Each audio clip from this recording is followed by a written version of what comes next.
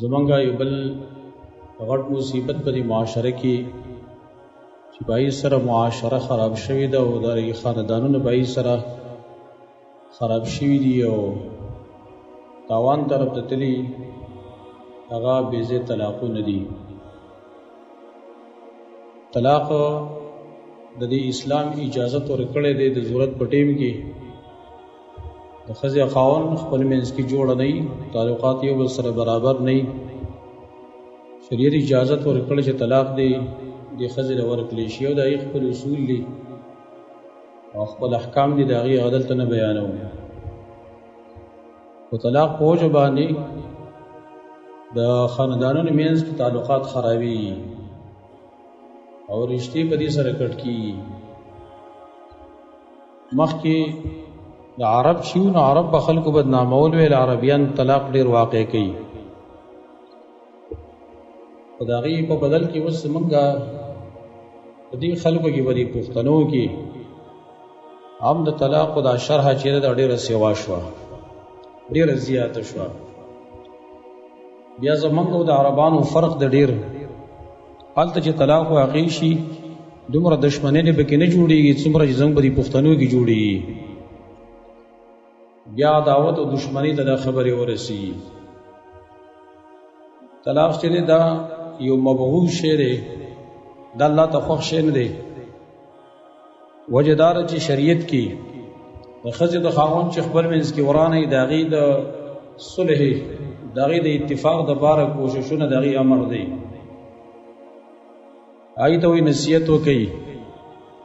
و نصیحت نه کړي تعلقات ورڅخه ختم کړي. که دغه هم نه کړي بیا فیصلګر مقرر کړي. قرآن کې ټولې طریقې ذکر دي. دا دومره تاکید ولې شریعت کوي چې د ښځې او خاوند منځ کې دی دا جدایي را نه شي. وجه دا دی په وجه باندې خاندانونه ورانېږي. کوم ماشومان چې پاتې شي که هلکان یو که جینکۍ وي د هغې د ژوند خبره په دې کې موجود ده، د هغې ژوند په دې سره خرابېږي. دا ښځه چې طلاق کړی شي پته نه لګي څوک به په نکاح باندې لي که نه بري. د پلار په کور کې د هغې ژوند ګرانېږي، وروڼه دا ټول عمر خپله خور نشي ساتلی. که بل څوک یې په نکاح باندې والي هم د هغې سره دومره تعلق نه وي څومره چې د اول خاوند سره وي. اوس دا طلاق زمونږ په دې معاشره کې دا ډېر ولې شو؟ د دې اسباب څه دي؟ زمونږ اصل موضوع دا ده چې اسباب د طلاق دا څه شی دي. د یو څو اسباب دي. که چېرته دغه اسباب دې نه موږ لږ اجتناب وکړو د طلاق دا شرحه چې ده دا به ډېره کمه شي، خاندانونه به روغ وي، ژوند به ښایسته وي. هغه موږ مختصر دلته بیانوو. اول نمبر سبب د طلاق او د ښځې او خاوند منځ کې تعلقات چې خرابېږي دې لپاره غټ سبب هغه د خاوند یا د ښځې یا د دواړو دی په ګناهونو کې ډېر مبتلا کېدل دي. د ګناهونو ډېر خطرناک نتایج دي. هغه موضوع نه ده، هغه به بل ټیم کې انشاءالله بیان کو. او سبب د طلاق د پاره هغه یو ګناهونه دي. طلاق یو مصیبت دی، یا په خاوند باندې راځي یا په ښځه باندې دا مصیبت راځي یا په بچو باندې راځي. د دې لپاره سبب ګناه ده. الله قرآن کې فرمایي وما اصابکم من مصیبت فبما کسبت ایدیکم. کم مصیبت کم تکلیف چې تاسو ته ورسیږي دا ستاسو د لاسونو په وجه باندې، ستاسو د ګناهونو په وجه باندې. او یعفو عن کثیر، ډېر ګناهونه داسې چې هغه الله معاف کوي او په هغې باندې څوک فلحال نه رانیسي. لیکن ځینې ګناهونه داسې دي چې دا یې په نتیجه کې نقصانات انسان ته رسیږي او الله یې راونیسي. نو ښځه او خاوند په دې کې یو تن خامخا چېرته په ګناه کې مبتلا یې د هغې په نتیجه کې د هغې تعلقات خرابېږي. دا یو عظیم مصیبت او غټ مصیبت دی. قرآن هم دا معلومه ده کله چې ښځه او خاوند د دې د الله سره تعلق وي، دیندار خلک وي، د دې ژوند به مزدار وي، د دې ژوند به ښایسته وي. الله رب العالمین قرآن کریم کې د مخکنو انبیاو د هغې د یو نبي حال ذکر کړی چې هغې خپل قوم ته ویلي وان استغفروا ربکم ثم توبوا الیه یمتعکم متاعا حسنا الى اجل مسمى. دغه نبی خپل قوم ته ویلي چې تاسو بخنه وغواړئ د خپل رب نه، بیا توبه وباسي الله ته. یمتعکم متاعا حسنا، تاسو لبا خسته ژوند درکي، خسته فائدې به تاسو له درکي چې پای کې یو د ښځې او د خاوند خپل منځ کې په کور کې خسته ژوند تېرېدل دام پکې داخل دي. کله چې ښځه او خاوند پای کې د استغفار ماده موجود وه، د ګناهونو د توبې ماده په دې کې موجود وه،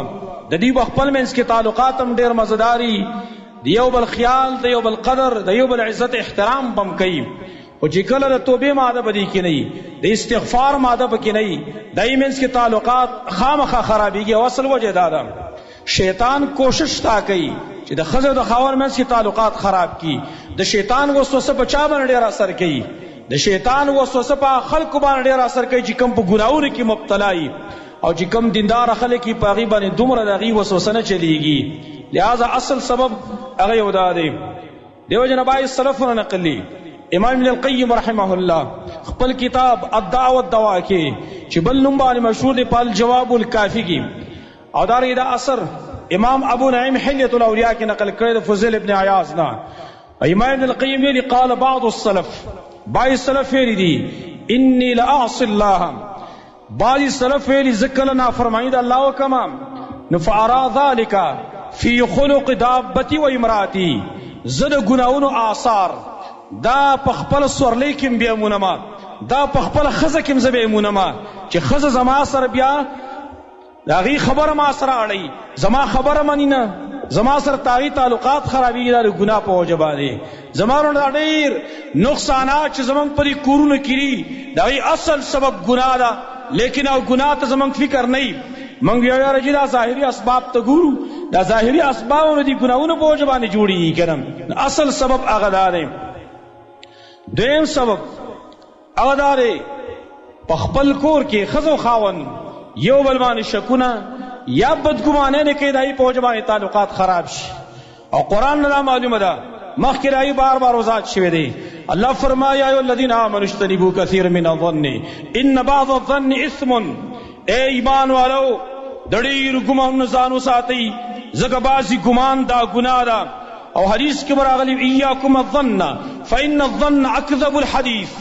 ځان د ګمان نه وساتئ، ګمان ډېره دروغجنه خبره ده.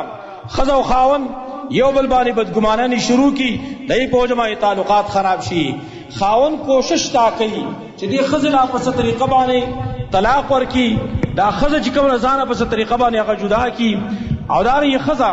هم کله په خپل خاوند باندې بدګمانۍ شروع کړي، هغې ته پیغور ورکوي، دارنګه پای باندې بیا کوړې جادو کوي، خاوند ته خبر شي بس دایي منځ کې تعلقات خراب شي، خبره طلاق ته ورسیږي یا خلع ته ورسیږي. ښځه وایي زما خاوند در بل چا سره تعلقات ساتي، لہذا زه دې نه خلع کوم، ما دې طلاق داره کې مطالبه د طلاق شروع کی. رسول الله صلی الله علیه وسلم ته یو سړی راغی، وته ویل یا رسول الله زما ښځه چې دا هغې یو ماشوم د هغې نه پیدا شوی دی او د رنګ نه لږ تور شانته دی، مطلب یې دا و چې زه د رنګ نه سپین یم، زما ښځه چې کوم د هغه د رنګ نه ښایسته ده، لیکن دا ماشوم دا پته لګي کېدی شي دې زنانه خیانت کړی، دا د بل چا نه پیدای. خیال یې دا و چې زه د خپلې ښځې نه لعان کول غواړم، خپلې ښځې نه جدا کېږم، صرف بدګماني و، نور څه دلیل ولیل خو نه و. نبی صلی الله علیه وسلم ډېر په ناشنا طریقه باندې پوه کو. او ورته هل لک من ابل، ستا اوښان شته دی؟ ویل او. ویل هغې رنګونه څنګه دي؟ ویل سور رنګ یې دی. ویل هل فیها من اورق،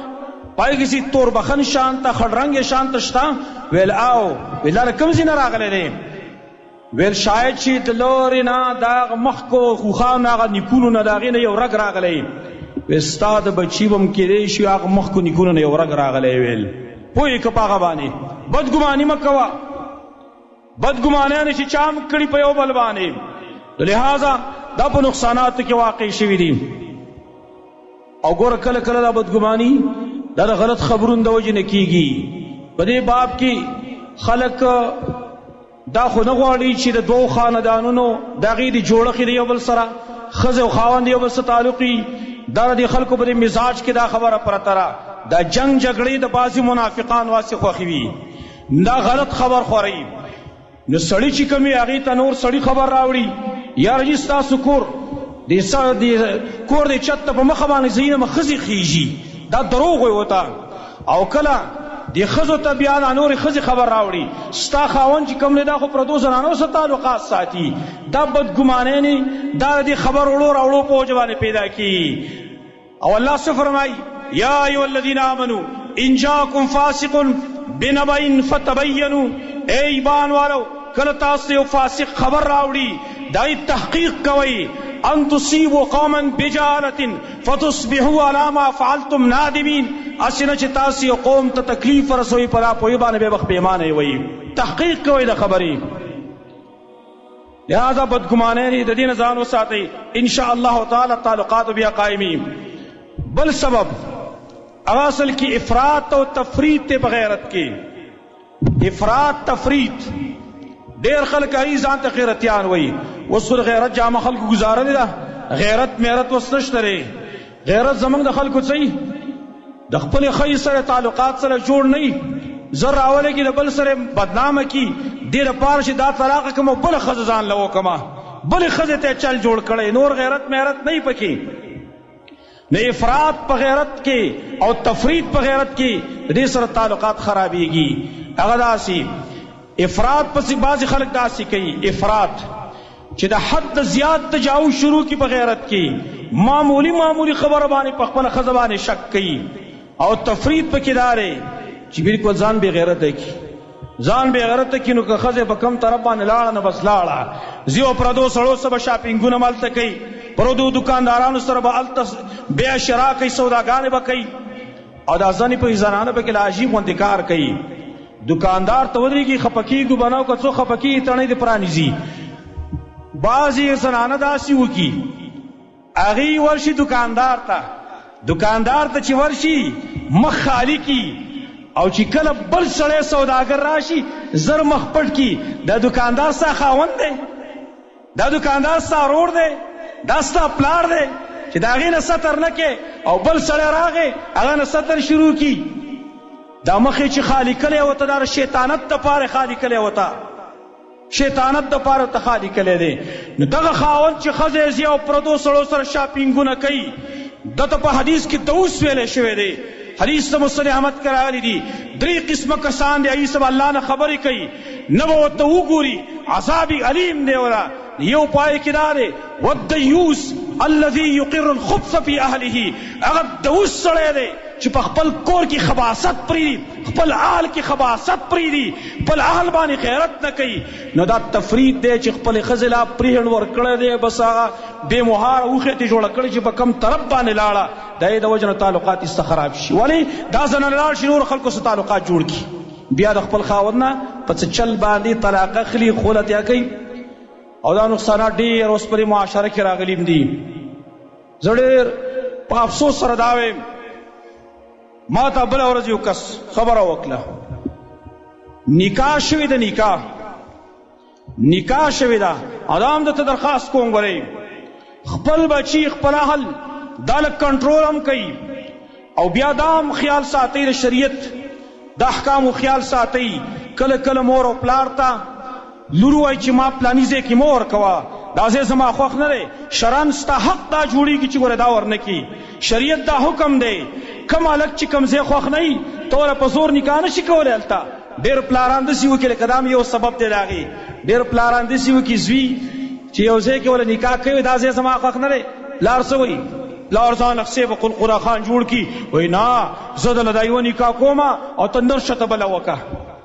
تنر شته بل وکړي تا ولي وکړه نه خو تا گیر ابل کولای شي دا ډېر غټ ظلم دی راي نتیجه سره راوځي نتیجه دا راوځي بل ورځ د علاقه او د جنیق منځ کې تعلقات خرابي سره طلاق واقع شي به پلار خپي رہی کله نګور بدنامه یو کله خپل زی بدنامه یو ودا ټول بدنام تی وي تا غلطي کړی دا ها جنې تا ته و چې ما د پلانیزه کې مور کوا بالکل لاغي حق شته نه ور کې ولا حدیث صحیح کرا غلی حدیث ته نبی صلی الله علیه وسلم فرمایلی دي چې جنې خزا او په نکاح نشي ور کوله حتی تستعذن تر دې چې داینه اجازه تو وختل شي صحابه کرام عرض کول وکيف يضها د اجازت پسنګي ویل و اذنها صماتها دغه اجازت دای چپ کېدل لی نو کله دا جنې د قشان تور کلی شي بغیر د اجازت دا غینا بس هغه بیا د طلاق کوشش کوي چې خپل خاوند نه ځان آزاد کړي نو بل عظمت یو مسله را یو کس جنې په نکاح غستلې د منګ ته سره ویلي جنې به کېدې شي کور کې ویلو نو واپس معاشره خاصم خراب شوی دا ګن خاصم جوړ شوی دی الکانو چې نه کوي خو ډېر مخ کې لاړ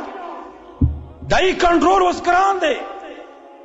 نو ویل هغه جنې خپل خاوند ته دغه چې نکاح وسره وشو میسیج وته کړی دی چې ته ما په واده کولې نشي زما د بل لک تعلقات دي سبحان الله لا حول ولا قوه الا بالله دا زمونږ معاشره ده دا زمونږ مسلمانانو پښتانه دي حیات صادری بالکل گزارلې دي نو غټ سبب هغه یو دا دی لہذا افراط تفریط دا په خیرت کې چې څوک کوي کنه څوک راولي خپل بچو لا بالکل مکمل ازادي ورکی موبایل پلاس کې ورکړې ولا خپل پیغلو لونو لا چې چا سره رابطه کوي کولای شي په واتس اپ باندې رابطه کوي په میسنجر باندې رابطه کوي چې خپل لکانو لا اغیله موبایل ورکړي او دغه ګن کې را ټول مبتلا دي بل سبب د طلاق د واقع کېدلو هغه خاوند بدسلوکی دا دغه مظاهره کولی خاوند بدسلوکی کوي بد اخلاقی کوي په کور کې دای د وجه نه خزه تنگ شي په معمولی خبرو باندې خزله گزارې ورکي دم څه انسانیت ته مړه چې کور ته سړی راشي او پخلی کړی دا چین خوږ دی او دا پیکه دی او دا سالن پرې کې مالګه سیوا ده دا پکې مالګه کمه ده دا تریخ دی او دا خوږ دی دم څه انسانیت دی 10 ښځه را ایساره کې په ړانګو باندې وها په لتو باندې وها په سکون باندې وها او ته نرې ته په خپله پوښه که نه ځه ستا پته به هم ولګي اوس که ته پخولی شي ځان له خو به په شرمونو شرمولی انسان نه خطا کیږي کله به سالن یو شانته کله بل شانته حدیث صحیح کې راغلی رسول الله صلی الله علیه وسلم په باره کې راځي وایي په خپل ژوند کې چرته په طعام باندې عیب نه دی ویلی که خوښ به او جو خوړ به که خوښ به نه و پرې به یې ښودو دا د نبی سنت دی دا د نبی طریقه ده قرآن کې الله څه وایي د بیبیانو باره کې وعاشروهن بالمعروف خپلو بیبیانو سره په نیکه طریقه ژوند تېروئ او نبی صلی الله علیه وسلم فرمایلو اکمل المؤمنین ایمانا احسنهم خلقا کامل مؤمن په تاسو کې کم یو دی چې د چا اخلاق ښیي وخیارکم خیارکم لنسائهم بهترین شخص په تاسو کې هغه څوک دی چې د خپلو بیبیانو سره ښیي د خپلو زنانو سره ښیي بل سبب هغه د ښځې نافرماني د خپل خاوند ښځه نافرماني د خپل خاوند کوي د هغې په نتیجه کې طلاق استواقع شي ولې خاوند چې ښځه کوي خو دې لپاره کې چې زما خدمت به کوي زما خبره به مني چې اوس کله ښځه د خاوند خبره نه مني په دا ښځه څوک څه کوي دا ښځه څه دپاره ده دا صرف د خوراک سکاک دپاره ده چې خوراک سکاک به پې کوي کرتی نبی صلی الله علیه وسلم دا نه تپوس وکړی شو کومه زنانه بهترین زنانه ده نبی صلی الله علیه وسلم فرمایي التي تسره اذا نظر هغه زنانه ده چې سړی خوشحالي کله چې ورته ګوري وتطيعه اذا امره او چې کله ورته خبره کوي خبره مني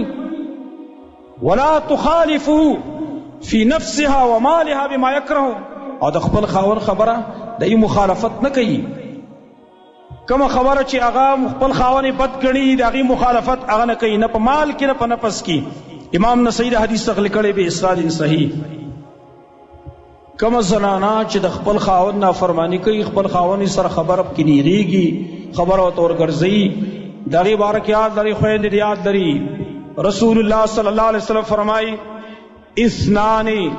لا تجاوز صلاتهما رؤوسهما دو قسم خلق دی داغی منز دار سرون نبر نزی یعنی قبلی کی نہ اللہ قبلینا عبد ابق من موالیه حتی یرجع یا غلام دے چې خپل مالک نو تختی خپل مالکان نا سو پر بیرته واپس شوی نه و امرات عصت زوجها حتی ترجع او هغه زنانا چې خپل خاوند نا فرمانی کوي څو پورې چې بیرته رجوع خپل خاوند ته نه کړي هغه پورې د دې زنانا منځ نه قبليږي اصل خطه پورته کیږي نه چې خاوند ته خبره خاوند چې کوم دی هغه هم ګوره بدمعشي نه کوي چې غیر شرعي طریقې سره داینه مطالبات کوي، داغي حق پزان نه مني، خپل حق به مني، دغه هم نه کوي. لیکن کم خاون چې د خپل خزه حق خادا کوي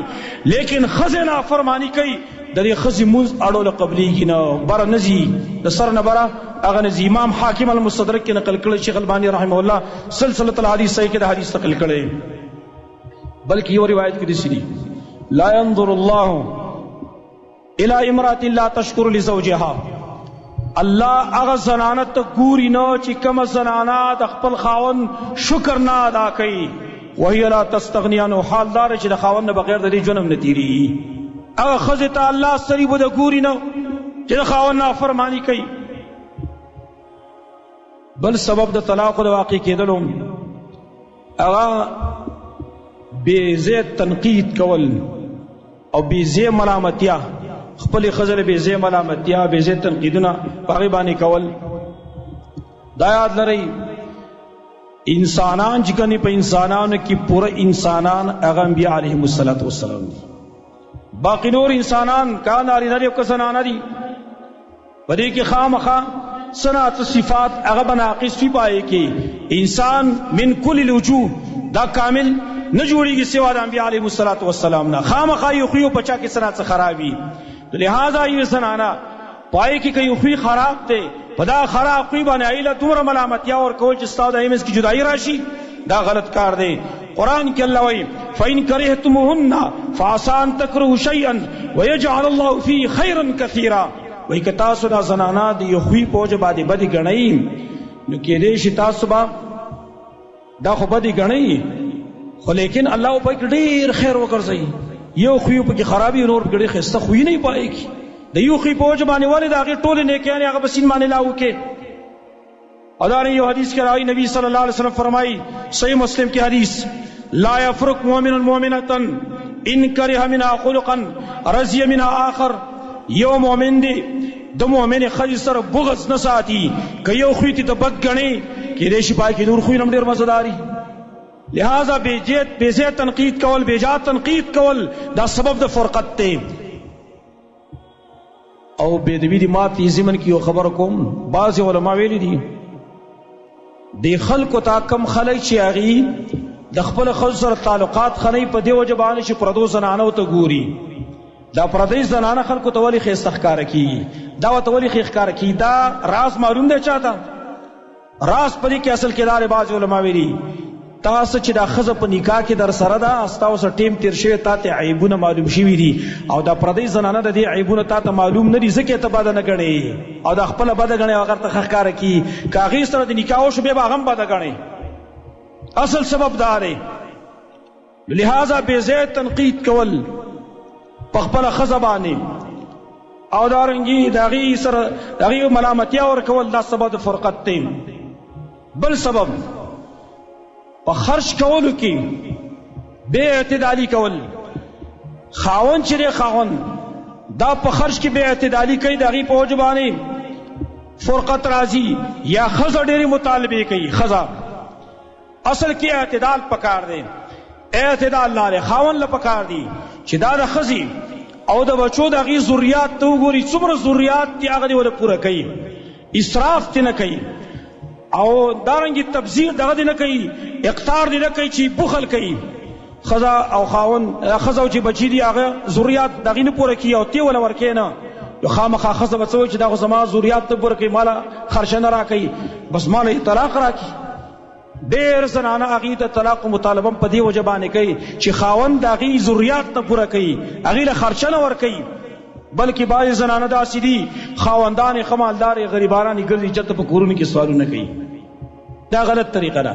او یا زنانه راولېږي هغه اسراف شروع کی، خاوند نه مطالبې شروع کی، خاوند غریبي وس ته رسېږي او دې بس یې ورته جامو ورته یو بار جمع کړی د بچو دپاره هم د خپل پلار د پاره هم د خپل ورونو د پاره هم، پلار د پاره مې دا راوړو، مور د پاره دا شیز راوړو، رور د پاره دا راوړه، دا به اوس په خپل خاوند باندې خپل د پلار کورم ساتي. نو خامخا خاوند مجبوره دی دې ته چې دا خو ما نه پرېږدي، زه غریب سړی یم، زه مزدوري کوم، دا مطالبې ډېرې کوي، لهذا داسې به وکړم ستا به پرېږدمه ځان له بل خاوند وکړه چې هغه درله ډېر شی پیسې درکوي.